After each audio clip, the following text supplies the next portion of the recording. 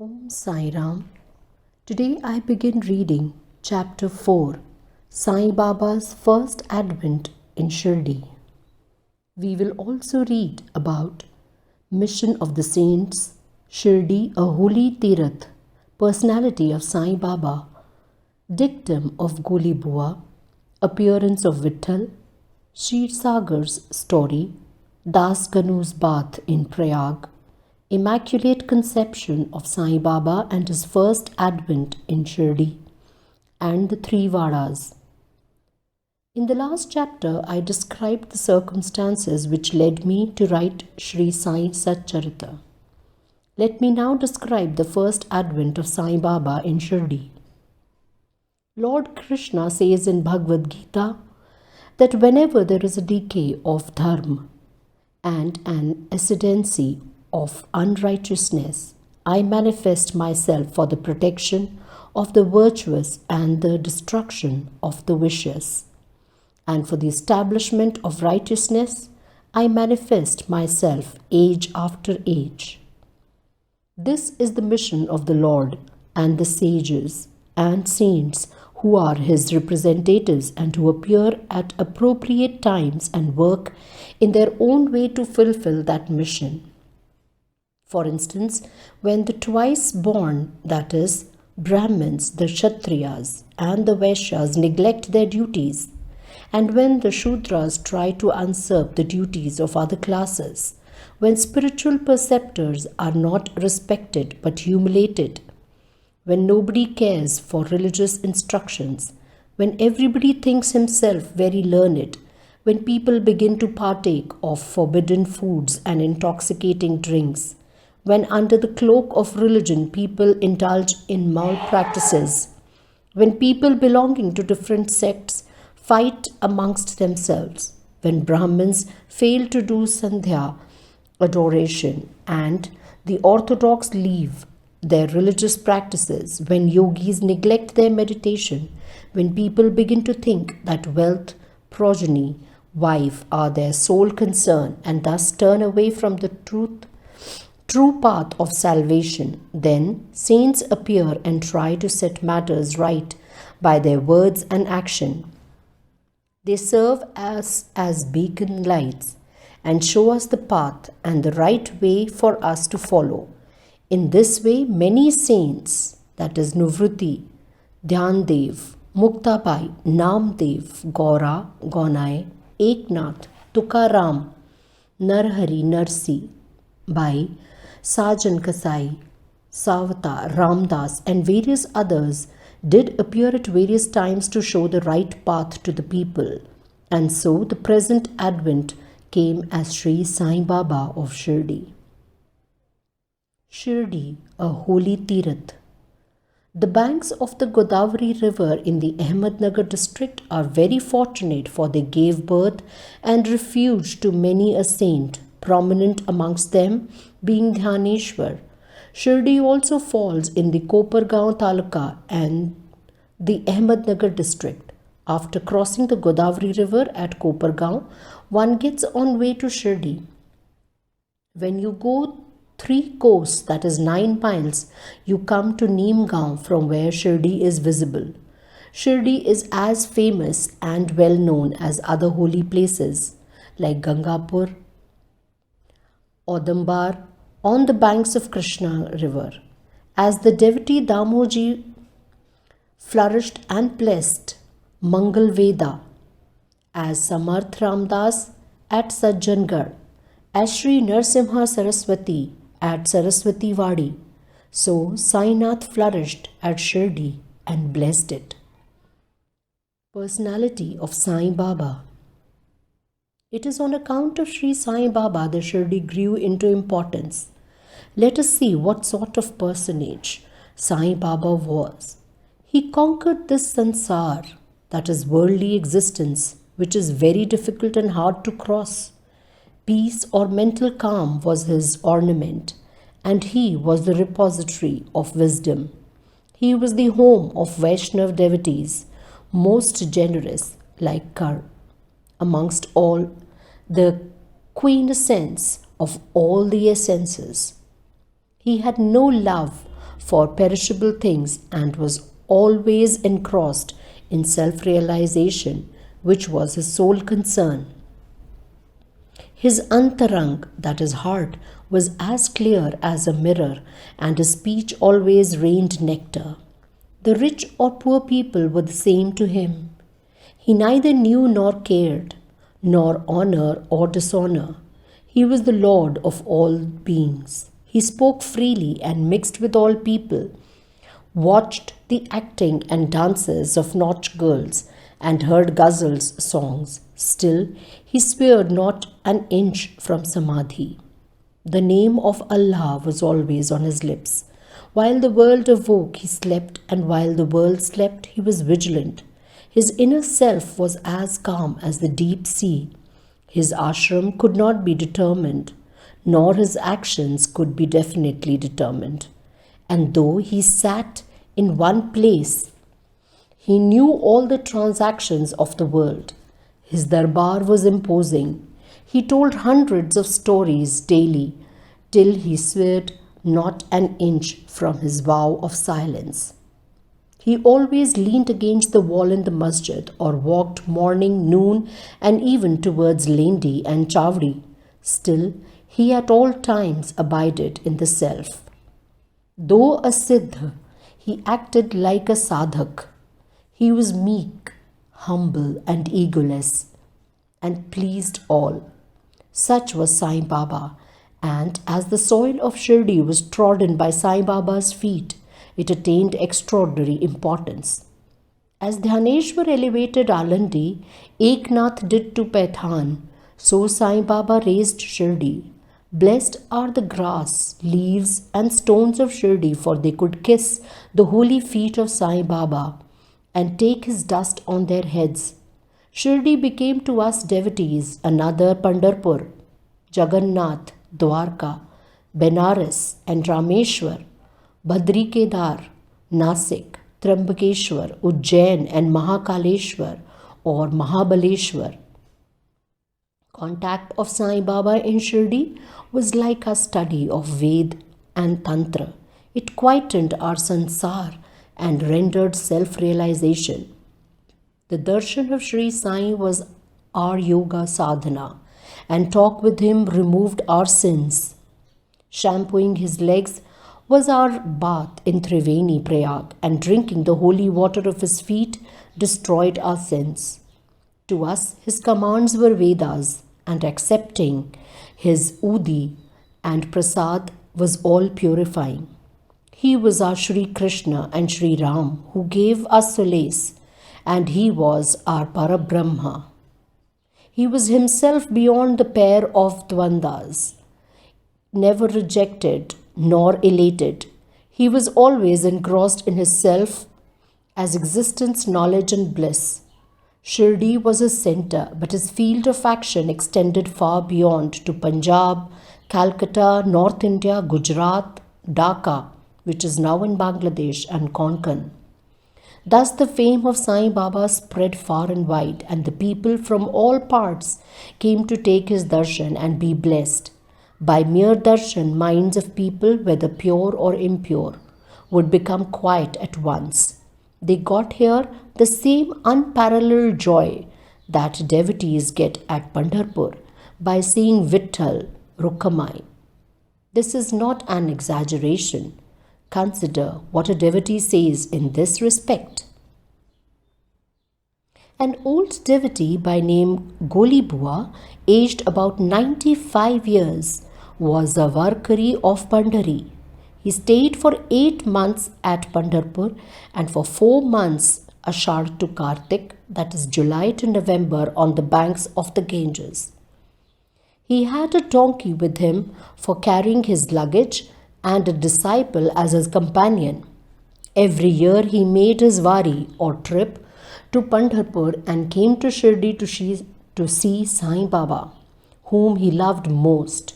He used to gaze at Baba's saying, "This is Pandharinath Vithal incarnate, the merciful Lord of the poor and the helpless." This Golibua was an old devotee of Vithoba and had made many a trip to Pandhari. and he testified that Sai Baba was real Pandharinath. Vitthal himself appeared. Sai Baba was very fond of remembering and singing God's name. He always uttered Allah Malik, that is, God is Lord, and his presence made others sing God's name continuously, day and night, for all 7 days of the week.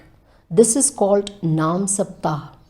Once he asked Das Ganu Maharaj to do the Naam Sapta. He replied that he would do it, provided he was assured that Vitthal would appear at the end of the 7th day.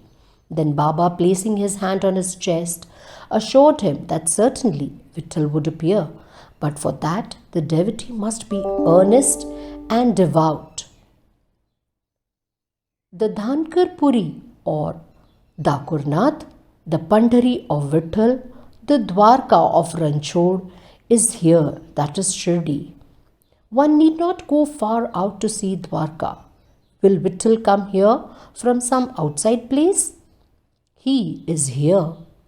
Only when the devotee is bursting with love and devotion, Vitthal will manifest himself here, that is Shirdi. After the Saptah was over, Vitthal did manifest himself in the following manner.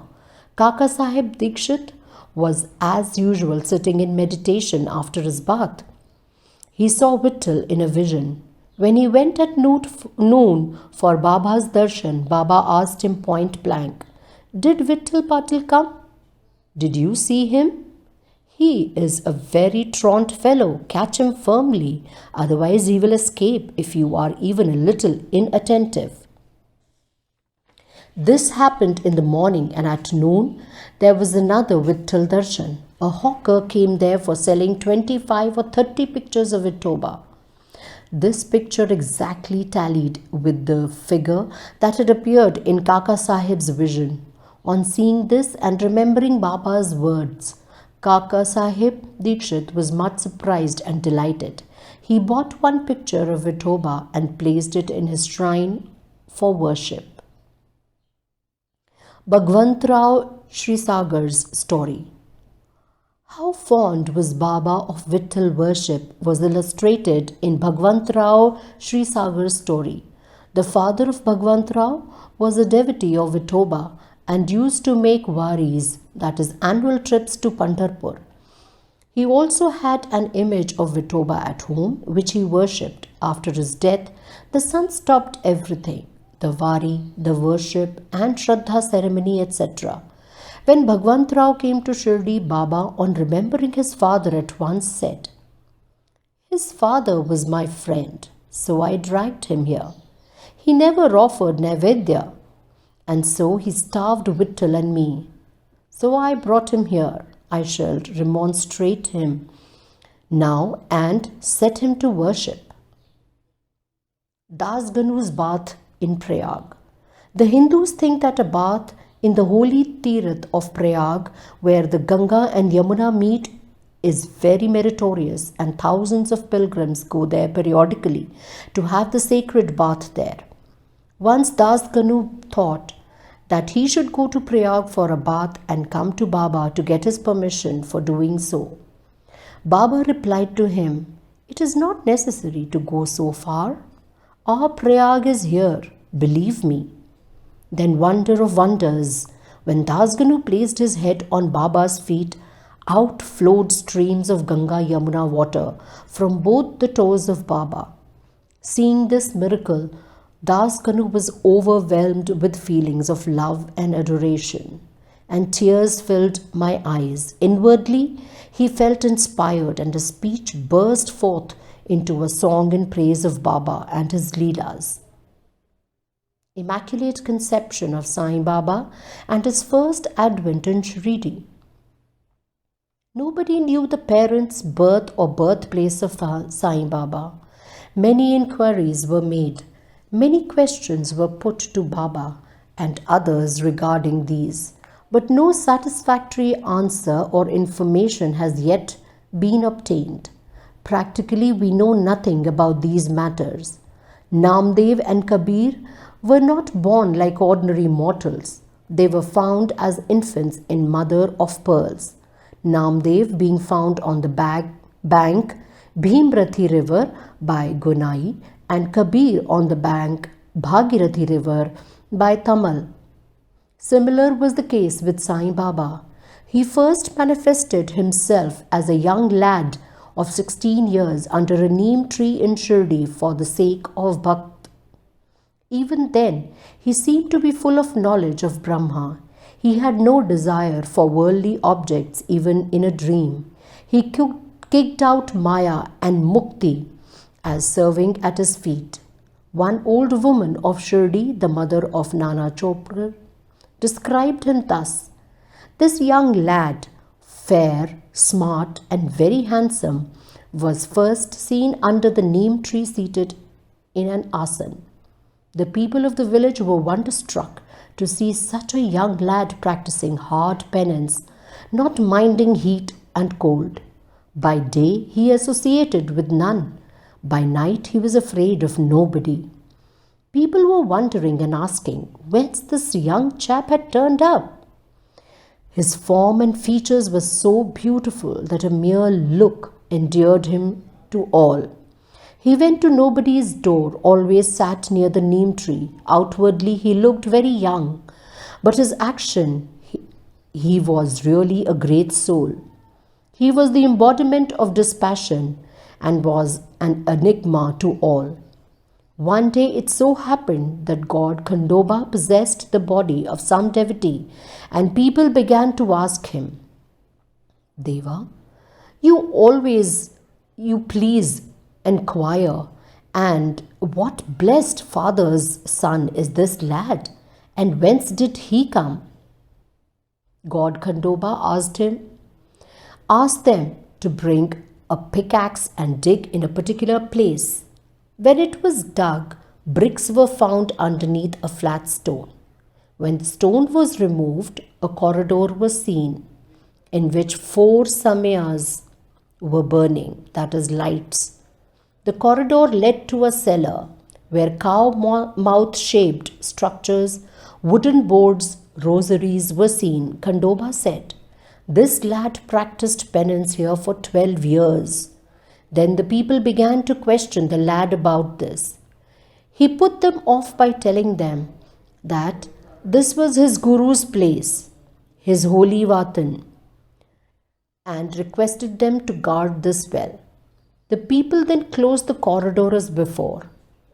As Aswatha and Adumbar trees were held sacred, Baba regarded this neem tree equally sacred and loved it most.